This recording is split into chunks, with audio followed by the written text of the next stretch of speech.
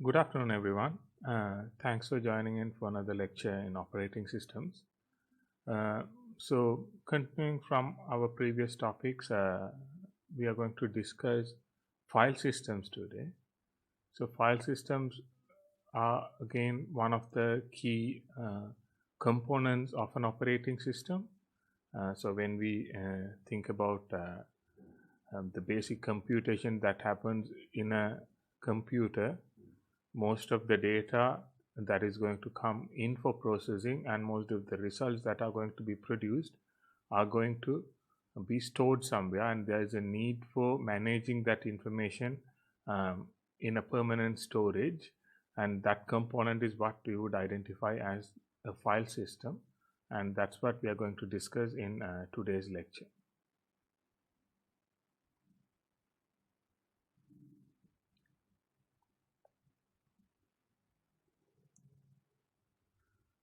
So the need for having long-term storage comes from a number of ways the typical computers are constructed. So it depends on the architecture of the computers, and various capabilities of these computers have created the need for us having these long-term storages. So the first one is, as I mentioned, the compute applications, the software programs will need to store and retrieve information as they do their processing. So that's the first part. But to do that, the issue with just using the main memory, there are a number of issues that we can identify with just using the main memory without a long-term storage.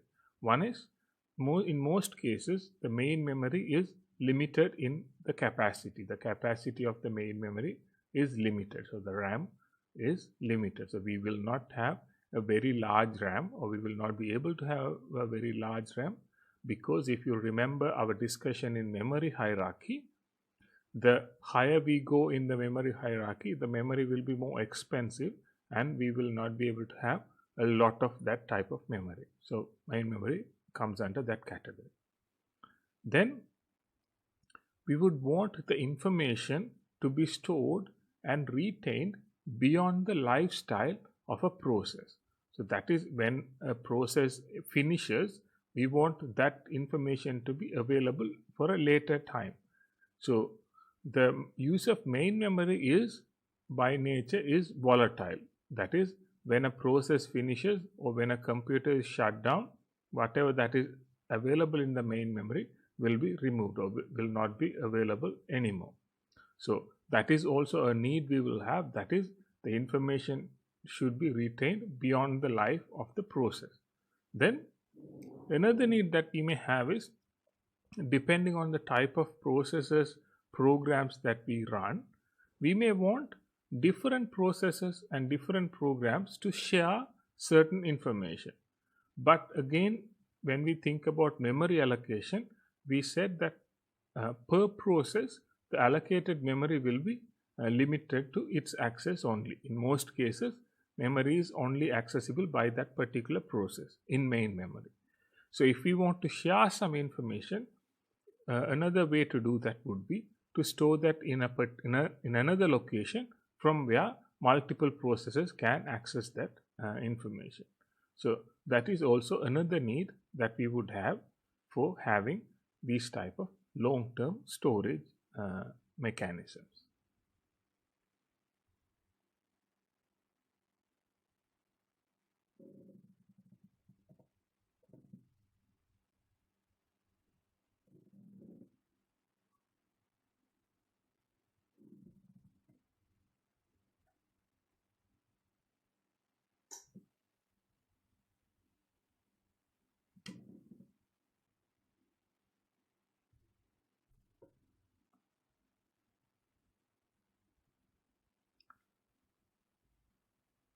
So based on that identified need for long-term storage, we can convert that into a set of requirements that we will check for any type of storage mechanism to see if that is suitable as a long-term storage mechanism. So based on those needs, we can map out three requirements for such long-term storage mechanism. So the first one is, because the main memory, the memory location, the available amount of memory is limited, in a long-term storage medium, we would want it to have a very large amount of storage space. So it should be able to store a very large amount of information. Then we need to manage the volatility of main memory. So we need the long-term storage mechanism to store information beyond the life of the process, even after the termination of the process. So it should survive the termination of the process. Then it should facilitate access between multiple processes. So it should facilitate access between multiple processes to the same information stored there. So these are sort of three requirements that we would identify based on the three needs that we identified earlier.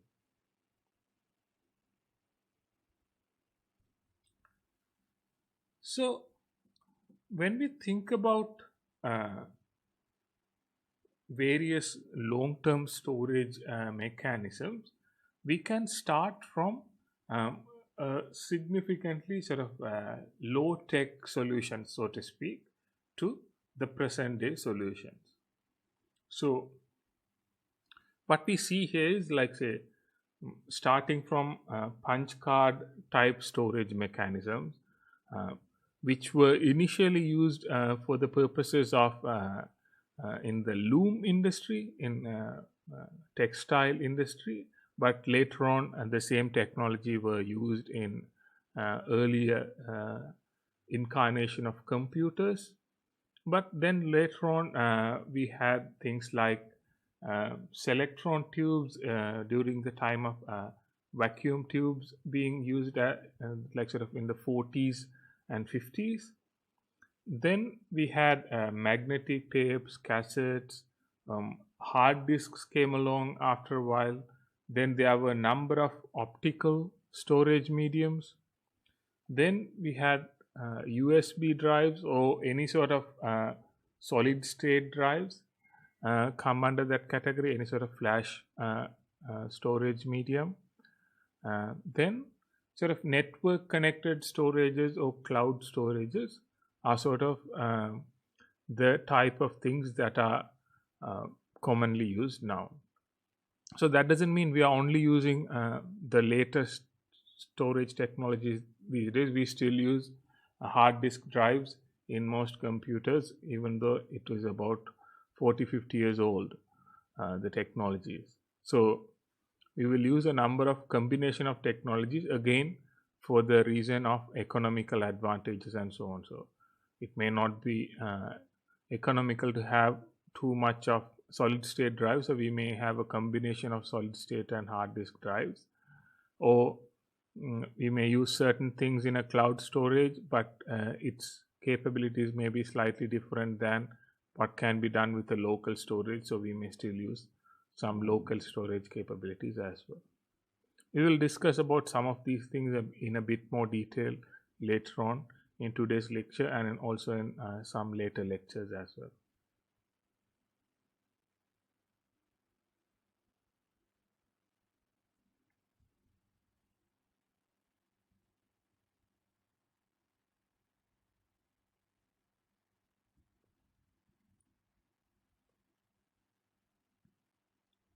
So having such long-term storage mechanisms, long-term storage capabilities is a necessity for computers. So that is a hardware level necessity that we would have in modern computers.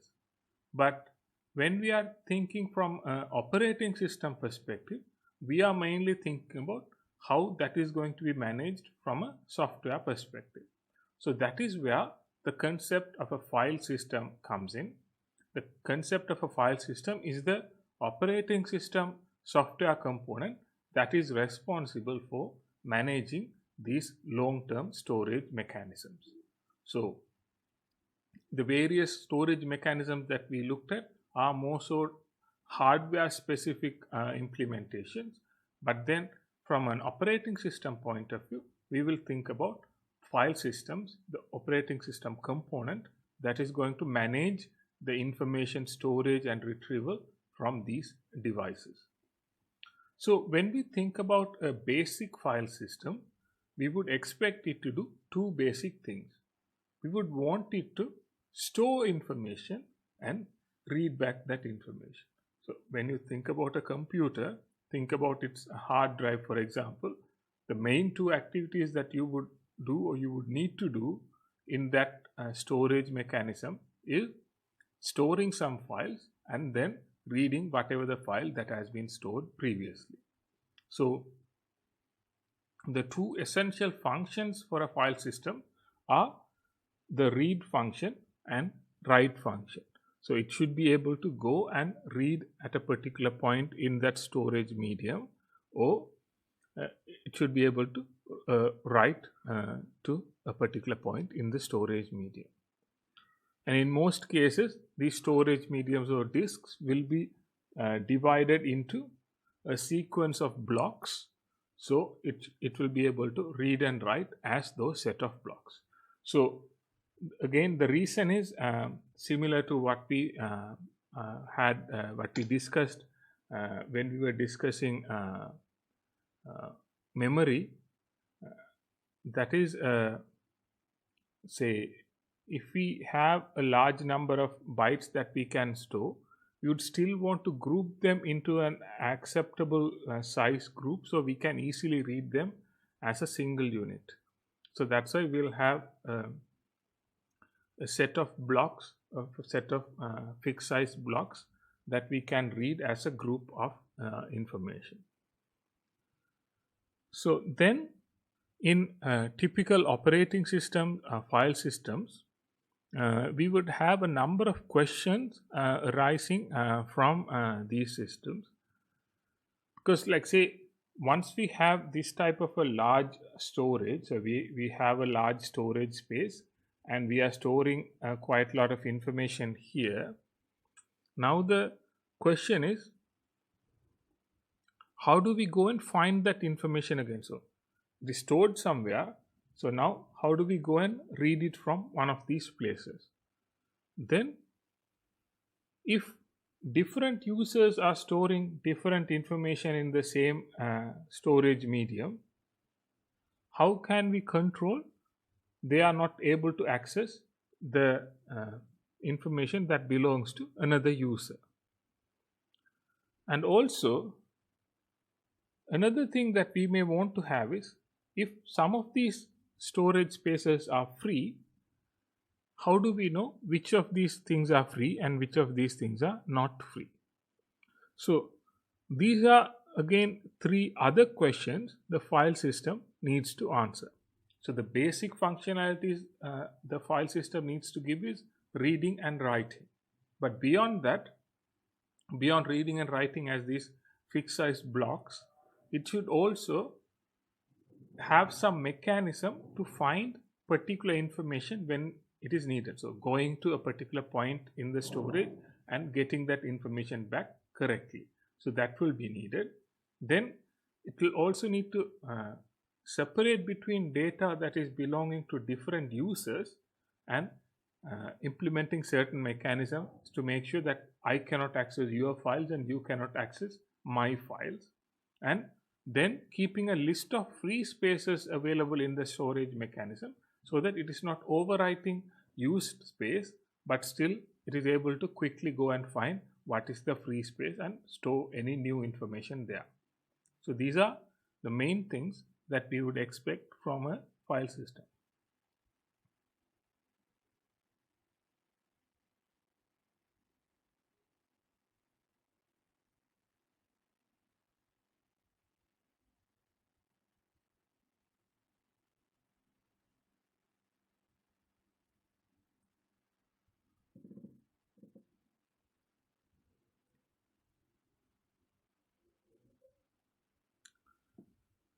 So when we think about file systems, we will go through a number of concepts that are introduced here. So the first one is files. So from a file system point of view, files are basically the fundamental units of information that can be created or used by processors. So files are essentially units of information. So it is grouping a set of information into a unit, and then we call it a file. So if you store some text information, you are creating a document that is a set of information. You group that information together and call it a single file. Then each process can go and read or write or create this unit of information. So each process doesn't need to go and read a particular byte or whatever. It can read the whole file as a unit of information. So this units of files is what the operating system is going to manage from the perspective of long-term storage. So it is going to read files and write files. So that is the main thing that it will do from a information point of view. It will read and write information as this unit of files. So the component that is going to do this in an operating system is the file system. So the file system is the one that is again responsible for the concept of a file.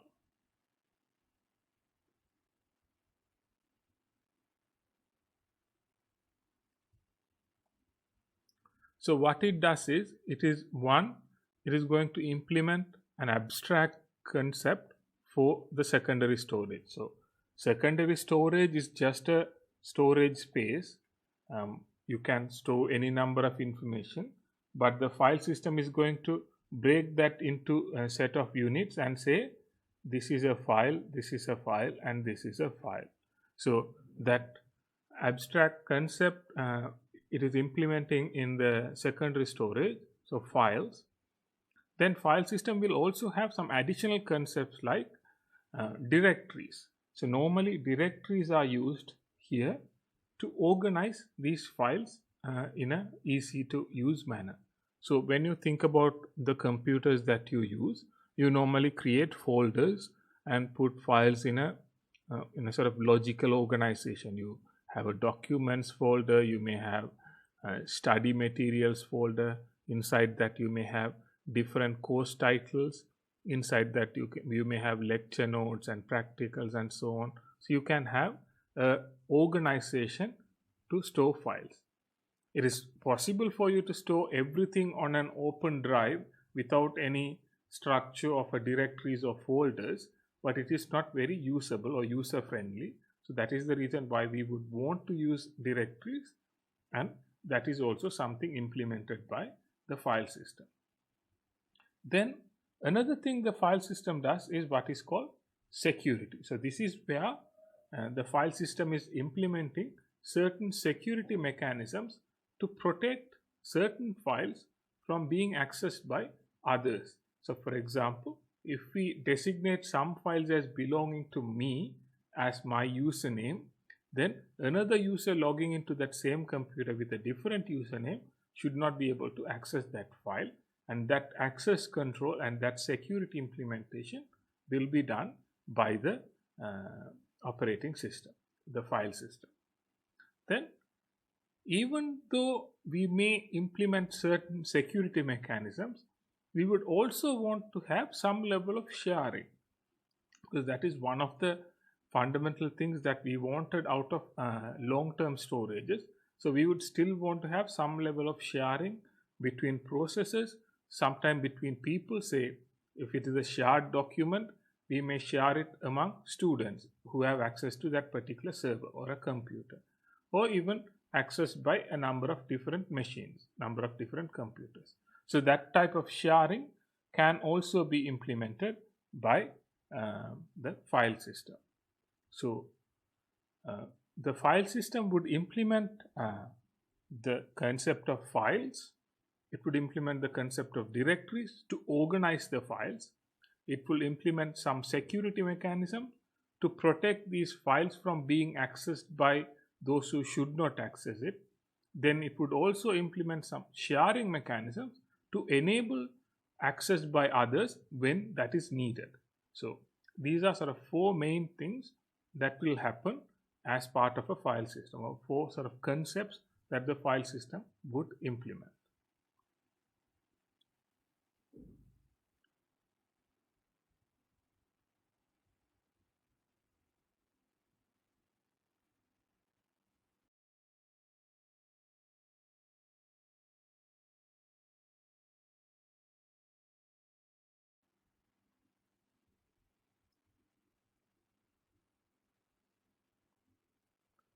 So when we think about file system, so the first one, the first sort of concept the file system is going to implement is what is called files. So we said these are the logical units of information that will be stored or retrieved by a file system. So basically, a file is something, uh, it's a set of data or data with certain properties. So normally, a file will be some data, and then we will group that together and then associate some property. So we can give it, for example, a name. Then we can give it some ownership. Say, for example, we can give this as a document and say it belongs to a particular person. And then we can have certain timestamps saying when it was created, and so on. So we will, that is this collection of data with some properties is what is called as files. So then within files, we will have two main types of files, or two variations of files at a very high level. That is certain files that are used by the operating systems, or used by sort of user data. But then we can also have files that are more system oriented. So these are not directly used by end users, but these are mainly used by underlying operating system and other systems.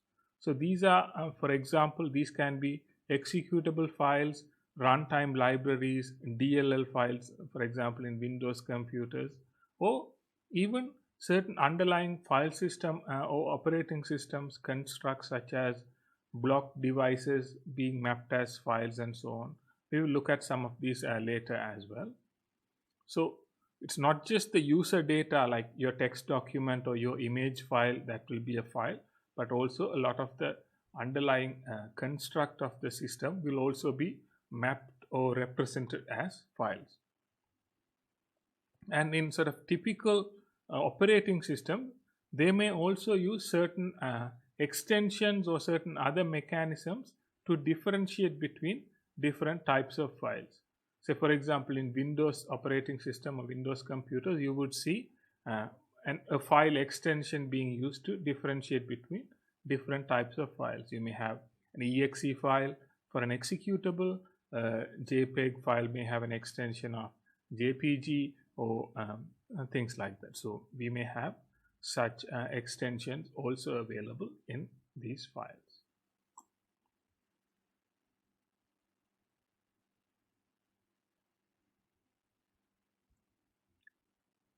So in typical naming of files, we may follow certain conventions or certain patterns in terms of how we may want to use them. So we may have different extensions to different types of files, and that may help us identify between what those files are for, and their functionality can be sort of indicated through the file name itself. So for example, having a file name and a file extension is not technically necessary for a file to exist, but having an extension would be useful for user perspective, or even for certain programs to manage these files in a more efficient manner.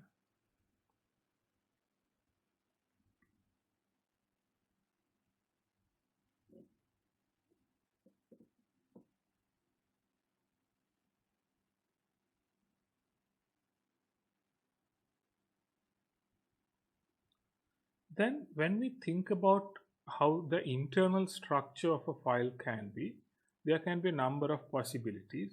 So the first one is what is called an unstructured sequence of bytes.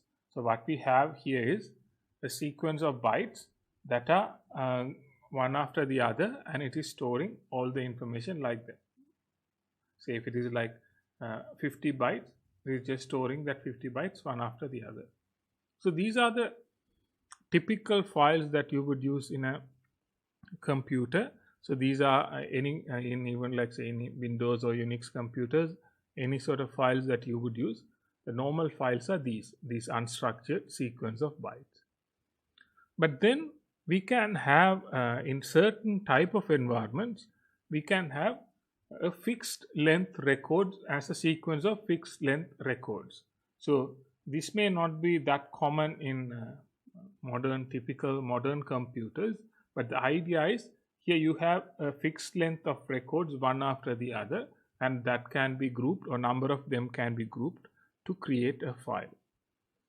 Then a third approach can be what is called a data structure or a tree type data structure. So we can have a set of records, and then they can have pointers to further records, and they can be even they even can have further pointers to other records. So it's like a tree structure. So this is more so again not commonly used in sort of typical file systems or to store normal files that we may come across in regular use, but there may be certain scenarios where in sort of large data storages and so on, this type of a file structure may be followed. So the most common thing that you would come across is a unstructured sequence of bytes, but there are other structures for files as well.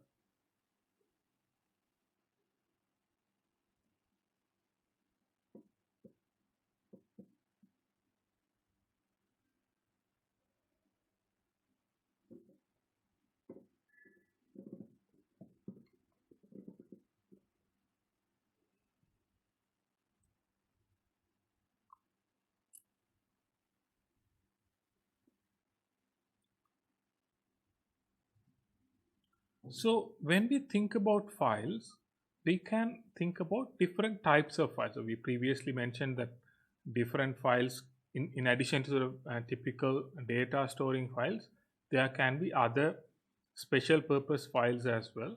So with that, we can identify four main categories of such files. So the first one is the regular user files or regular files where it is stored, it is used to store normal user information. So these are the document files or image files or video files that you would come across. These are the files that you create and normally use. Or even some other files that are created by processes are also coming under this category. Then we can have certain special purpose files that are going to manage the directories. So in most operating systems, what can happen is the directory, the concept of a directory is basically a logical organization. So say you have a C drive. Under your C drive, you have a documents folder, and you can also have a programs folder. So this structure, and inside each of these you can have a number of files. So this structure is basically a logical organization. There's no need, there's nothing limiting where each of these files are being stored. So in the hard drive space, all these files can be stored one after the other without any particular order to map with the directory or folder they are stored in.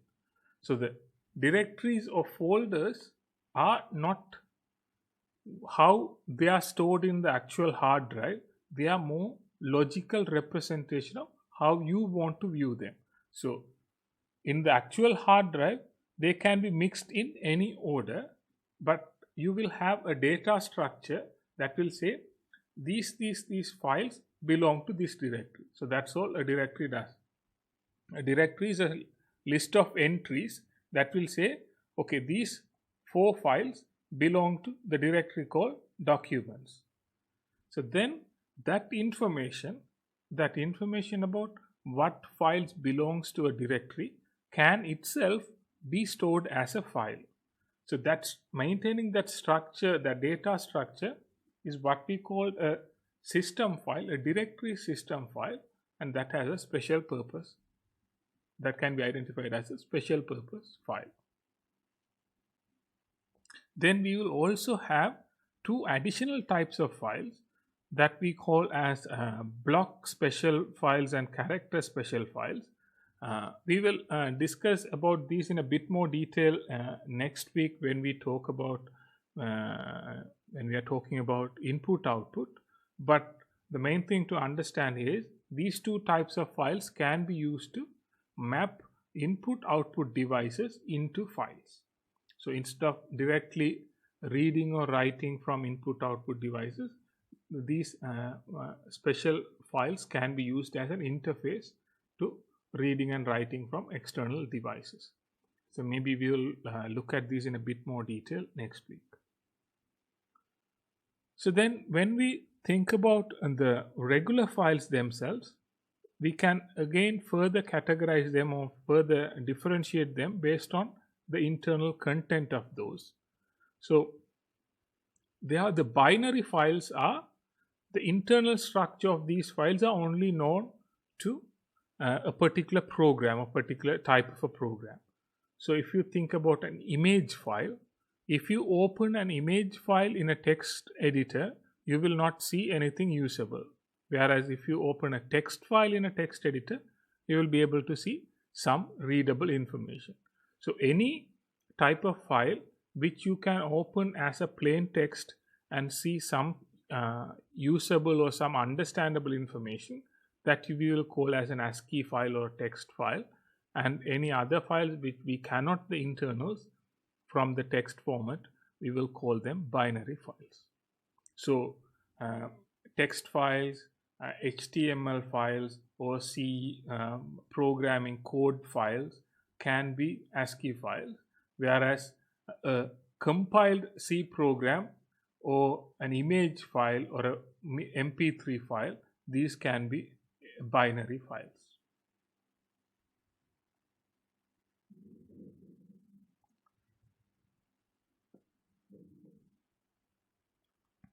And other than that, we will also have, say, certain other special files with sort of special capabilities. So we can have executable files.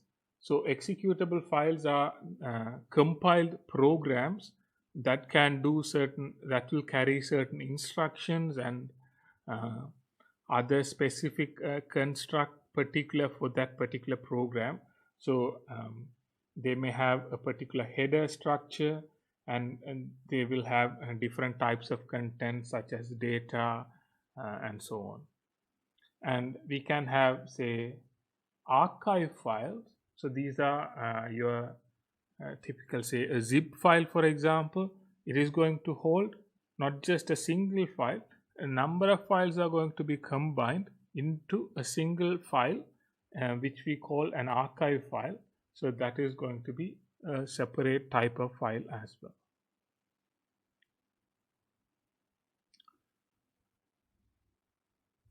Okay, are there any questions on the topics that we have discussed so far?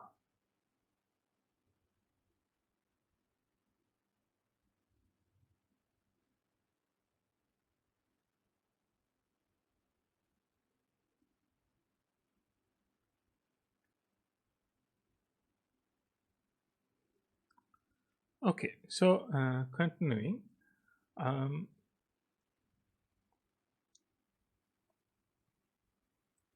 So once we have these files, we can have, depending on the type of underlying technology that is used for that long-term storage mechanism, we will be able to access these files in few different ways. So we can do what is called a sequential access. So when we say sequential access, what we will have to do is we'll have to start from the beginning of that storage. We'll have to read one after the other and to reach the end of the storage. So we would normally encounter these when we have things like a magnetic tape. So if information is stored in a magnetic tape, then if we want to read the information here, we will have to run the magnetic tape through the reading header from the start to end, and only when it reaches this point it can read that file. Whereas we have what is called random access. Here what we would have is, we would have a storage space, but here if we have a file at a particular point, we would be able to directly go there and read that file. So we would be able to directly go to that point and read that file rather than going through everything else that is before that. So this is normally found in things like disk drives or hard disk drives, or even solid state drives. We can go and read a particular file without going through the whole storage medium. So again, when we think about it, most of the storage technologies that we may use now will come under the category of random access. So that is, we can go and access anywhere in that storage space at any point in time. Whereas sequential access, we may have to go forward, and then if you want to read something later, we may have to come back and read it. Likewise, the storage medium has to be traversed fully.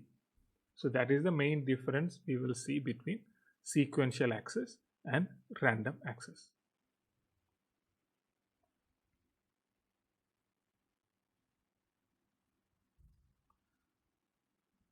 So then when we think about files and what they can do within a file system, we will additionally have a number of properties that we may be able to associate with these files, and with that we can gain some information and usage. So for example, we can give passwords, we can identify who created or who is the owner of files, we can have certain properties about time, we can identify the size of the files from that file record itself. So we will have a number of these file attributes, and in different operating systems these may be implemented differently, but these are some of the common properties or attributes that we will find among typical files.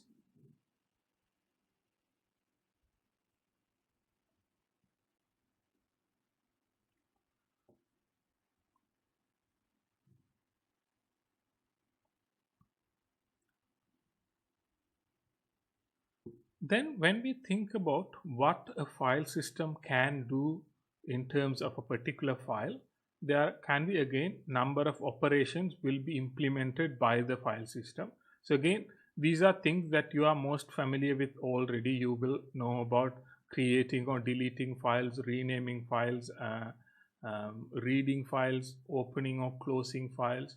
So these are again typical file operation system calls that an operating system would support. And even if you remember your C programming from course, you again may remember some of these capabilities. You would have called some of these system calls or through that programming language to read files or write files.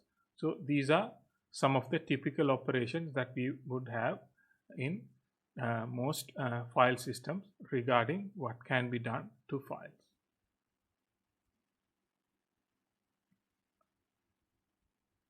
Then after files, after the regular files, the other category of files that we may come across is, or the concept that we would use is directories. So directories are basically there to organize these files in a sort of structured manner so that users can easily use the computer system. So if there are say 10,000 files in a computer, having them organized into a number of directories is much more useful than having it a single flat structure. So finding it, storing them, retrieving them, for a user it would be better, but also it could have certain advantages for the file system itself, because it can have still that logical organization can be used for additional organization within the storage medium as well. So not only for users, there could be certain advantages for the underlying organization of the structure as well. And in most operating systems, we can have these multiple levels of directories. Again, this is something that you would be very familiar with. This is something not new to you all, so we don't need to discuss too much about this, but that is something that exists. And in most cases, you would be able to name directories in a sort of absolute manner or relative manner.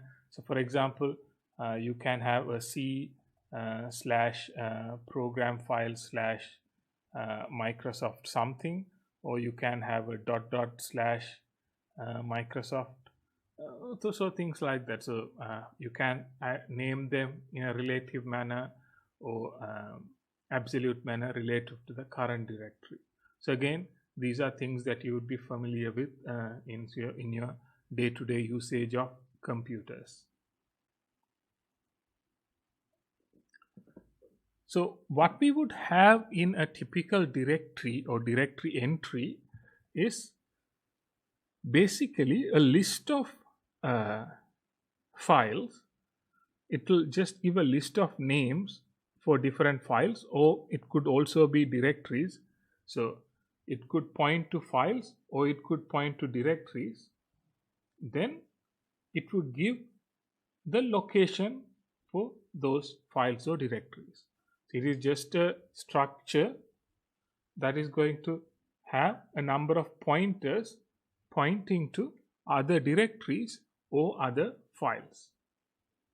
And in most cases, this list of entries will be not sorted or not ordered. They will be as they are created, and the directories will be stored as this special type of files.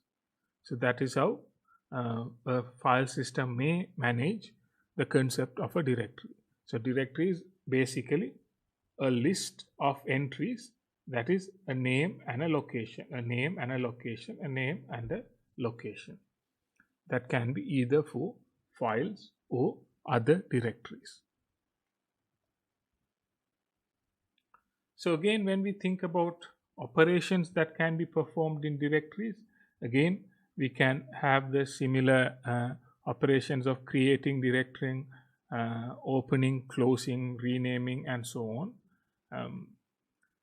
A further operation that we can do, particularly with directories, is about linking directories. So that is, say, if we have a particular directory entry, and then if we want to move that directory into another directory, we just need to create an entry here. So in a different entry, we create that. So we may create or delete those entries, and that will make the notion of moving the directories or moving the content of directories to different places.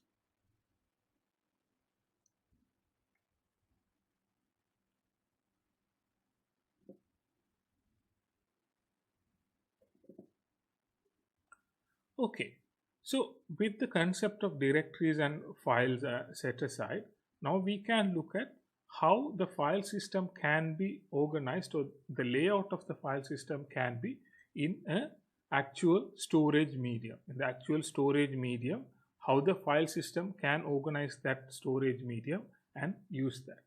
So the first thing that we would have is what is called a block size.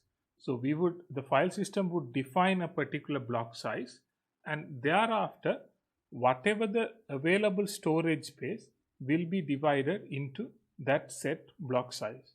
So that block size is what we would read and write when we are using that file system. Then we would have to have what is called a master block. So in most cases, at the beginning of the disk, we would identify a part of the disk as what is called a master block, and we would use that to store the root directory. That would be the root directory from where everything else about the file system will be managed. So this is where we would store, say, all the information about the internals of what is inside the file directory and so on, file system and so on, will be stored at the master block. Then we should also have what is called a free map, that is going to be identifying which of the spaces in the storage medium are used, and which of the spaces or which of the blocks are free and can be used later on. So having the master block and the free maps at the beginning of the storage medium, then after that we can use the rest of the blocks to store our regular files. So that is the basic structure we would have in most file systems. So at the very beginning we will have what is called the master block, that will hold all the necessary information about what is there in the rest of the file system.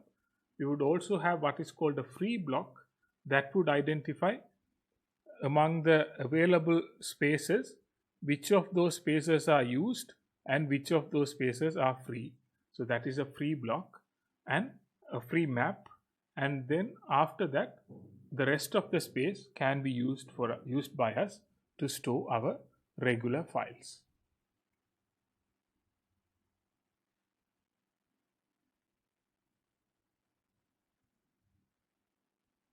So in a typical file system, we may have what is called a master boot record.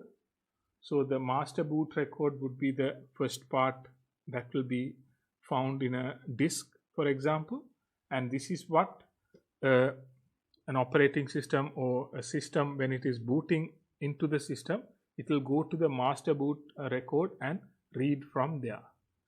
Then in normal file system, it is also common to partition disks into a number of partitions. So if we have disk partitions, then again that will be managed at a particular partition table again at the beginning. Then we will have a set of disk partitions, and when we go into an individual disk partition, there we will have a boot block. In sort of different file systems this may change, and this is a Unix file system that is shown in this example. It will have a free space management, and then it will have the files and directories and some of the internal structures as well.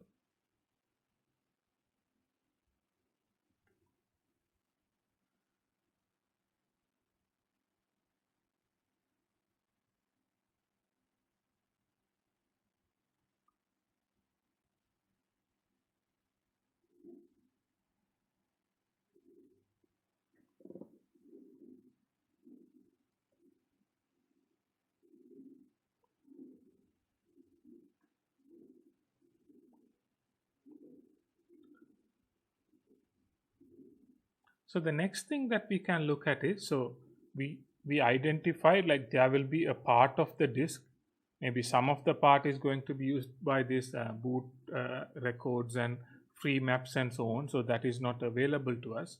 But after that, the rest of the disk is going to store our files. So when storing these files in this available space, we can take a number of layout strategies, a number of ways we can store these files in these available disk blocks. So the first one is called what is called a continuous allocation. So what we do is, if we have this is the available space, and if we need a few blocks for a particular file, we will take that number of blocks and store, and then if we have another file, we'll go and store that after that, and if we have a third file, that will come after that. So the advantage with this approach is it is much simpler. We just store every block of the file one after the other. If a particular file needs 10 blocks, again all the 10 blocks will be one after the other. If a file needs say one block, that will have only that one block there. The disadvantage is it can cause fragmentation. Say for example, if at some point this particular storage space becomes free. So now that storage space is free, and we need to store a file of length 10, but this space can only hold 4 blocks. So now the problem is, even though we may have 8 free blocks here and we only need 5 blocks to store the file, because we need a continuous space allocation for all the blocks, we may not be able to use any of these. So that is a disadvantages in continuous allocation. So then another approach we would have is what is called a linked structure. So here we would go from one block to the other in a linked structure manner, and the third option is an index structure. We will discuss about this now. So in continuous allocation, what we have is, we have one file after the other stored in the storage space, but the problem is, whenever we encounter free spaces, then we can only fit the files that match the free space available in between. So that is the disadvantage with continuous allocation. Whereas with linked list allocation, what we have is, our file, say we will have a file, we will break that file into a number of blocks, and we will say 0, 1, 2, 3, 4.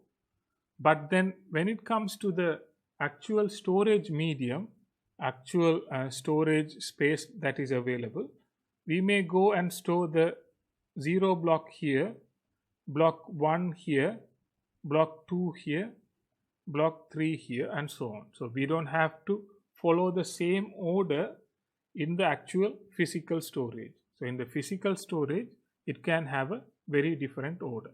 So wherever there is a free block, we can go and store something there.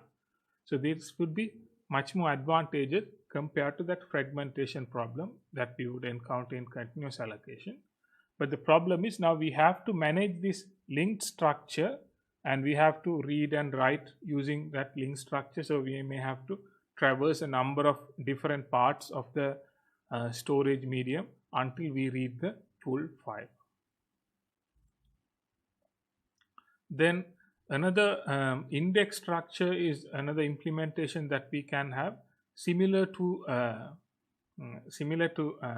link structure, but here what we have is, we have an index card type of a thing, which will point to different disk blocks, addresses of different disk blocks, and we can have additional index cards pointing to additional lists as well.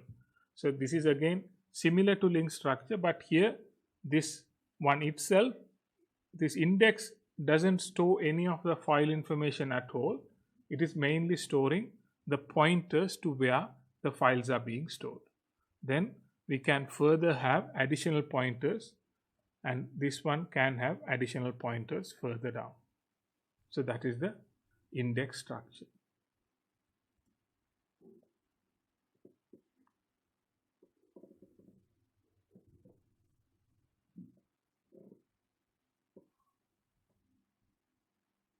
So similar to the file organization structures, we can also have structures for how directories can be organized.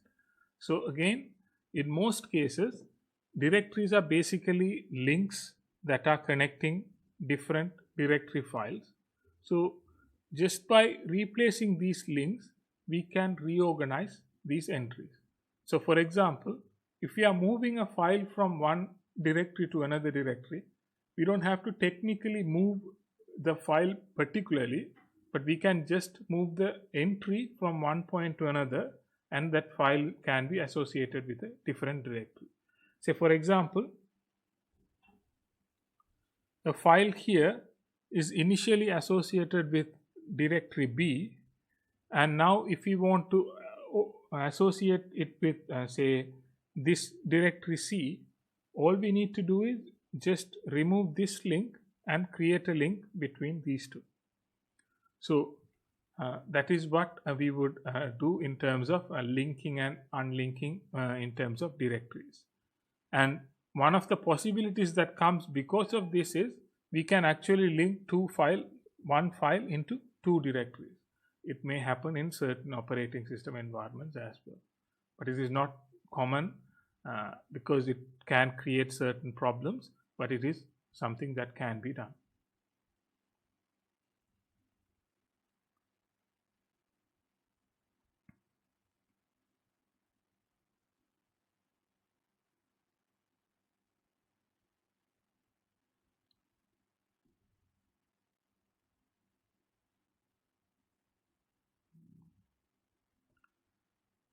Then another thing most file systems would implement is what is called a file buffer cache.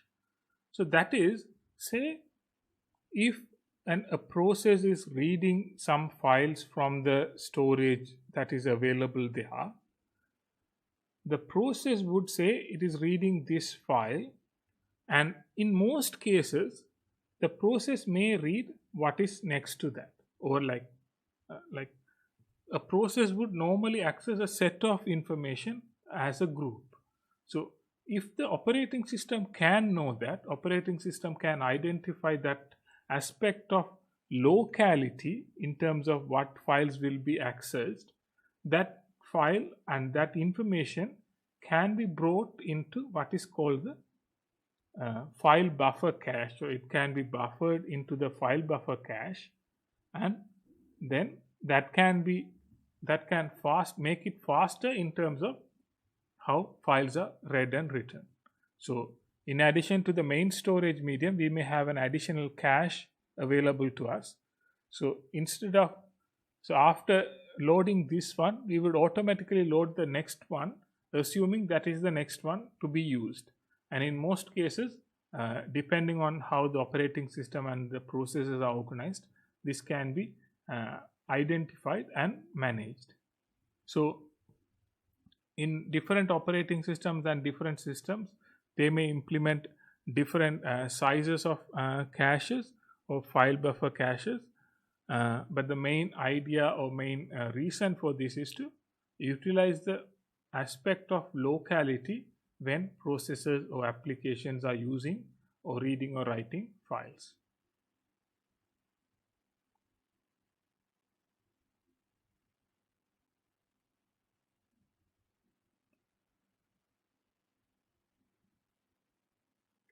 And finally, the last concept that we would look at in terms of file systems is about how we are managing these free blocks.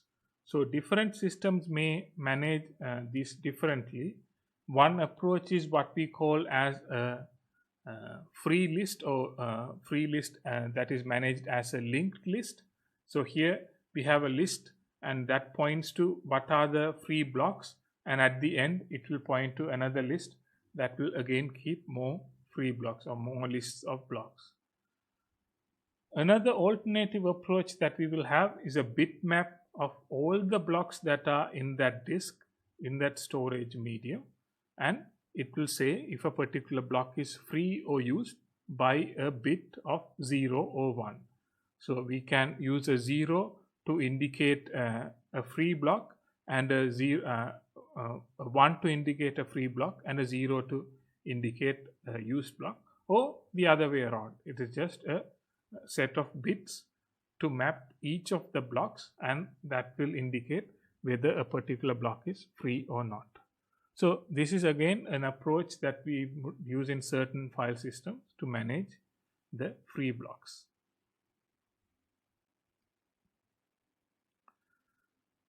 So with that, our main discussion on the various concepts of file system is complete. Now we can see how these things are implemented, see how some of these things are available in different file systems. For example, say here in this one we see in a MS-DOS file system, different, like say FAT16 or FAT32 or various file systems, we have different organizations, or they have the file allocation table area, the root directory, the data area. So how the file system or the file system organizes the available disk structure can differ between different file systems. And different file systems again can have different block sizes. So these are again some of the things that can be available depending on the internals of the file systems and how they are implemented. Then NTFS file systems again used in Windows computers predominantly. Again, they can have a particular structure in terms of how the different file records or large file records and how those things are managed. We are not going to go into detailed discussion about these different file systems at this point in the course. We may revisit them at a later stage, and also I would strongly suggest that you go and do a bit more reading on this, as you may be given a particular assignment on these different file systems at a later point in time. So this is again, for example, another file system that is in Linux computers, Unix computers, extended journaling file system. So again, there are certain capabilities that is particularly different to these file systems compared to other. Here we have index and no index lists and so on, and in terms of how they are organized. So different file systems will have different capabilities or different aspects of what we covered so far implemented, and you may be able to do a bit more reading on those as well. So with that, we have come to the end of discussion in about file systems. Are there any questions on things that we have discussed so far? I could observe that there's significantly less number of students participating in the lecture today.